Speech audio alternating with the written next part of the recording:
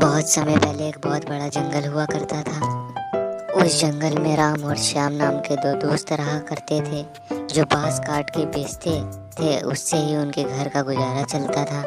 एक दिन राम श्याम से बोला, राम, आजकल व्यापारी हमें हमारे बांस के सही दाम भी नहीं देते, इसलिए आजकल घर के खर्च भी पूरे नहीं हो पा रहे हैं।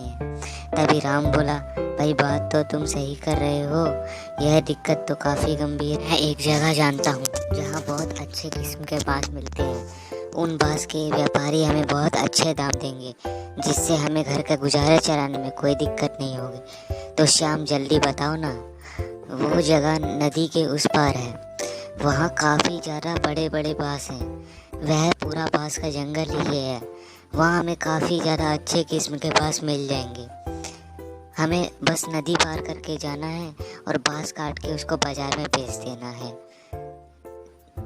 तो श्याम और राम इसी बारे में बात करने लगे और उन्होंने तय किया कि कल सुबह वो उसी जंगल में बांस काटने जाएंगे। अगले सुबह वो उस जंगल में बांस काटने गए।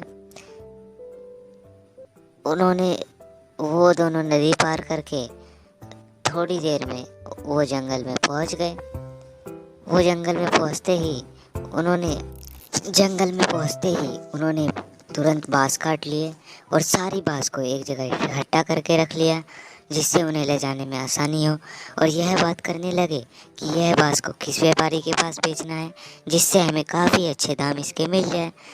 और यह सोच के उन्होंने एक जगह बांस को रखा और दोनों नदी पार करके उस बांस को घर की ओर चल दिए। उन्होंने घर पहुंचते ही सुखीलाल की बांस की दुकान पर जाने का सोचा, जो कि गांव में एक बहुत बड़ा बांस का व्यापारी था, जो कि बांस के बहुत अच्छे दाम लगाता था। उन्होंने वहां जाने का ही तय किया।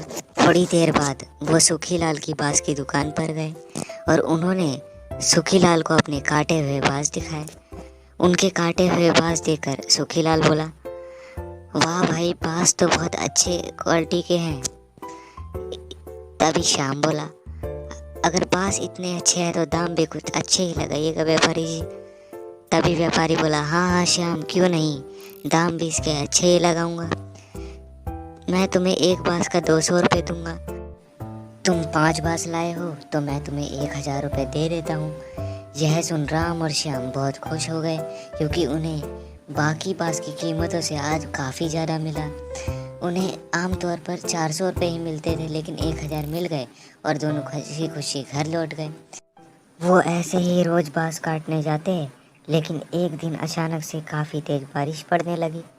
बारिश पड़ने की वजह से वो नदी के उस पार ही अटक गए, जिनके वजह से वह दोबारा घर नहीं लौट पाए। उन्हें काफ़ी देर खोजने के बाद उन्हें एक गुफ़ा मिली। उन्होंने उस गुफ़ा को थोड़ी देर देखा और थोड़ी देर बाद वो दोनों बात करते करते उस गुफ़ा के अंदर चले गए। अंदर जाने के बाद उन्होंने वहाँ पे आग जलाई।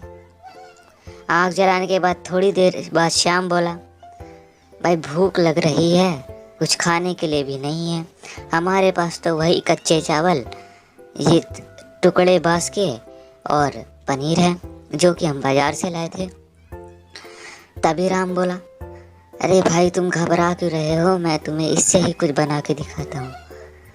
राम को विश्वास ना हुआ और वह हंसने लगा और यह बोलने लगा कि इससे क्या बन सकता है। तभी राम ने बांस में चावल डालकर उसमें पनीर डालकर बांस के टुकड़े में भर दिया और ऊपर से पत्ते से बंद कर दिया और उसको आग में पकने के लिए दे दिया। थोड़ी देर बाद बिरयानी पकने के बाद श्याम और राम ने उसे खाया और तभी श्याम बोला, अरे भाई, मुझे तो नहीं पता था तुम इतनी अच्छी बिरयानी बनाते हो, हमें तो इसी चीज़ का काम शुरू करना चाहिए।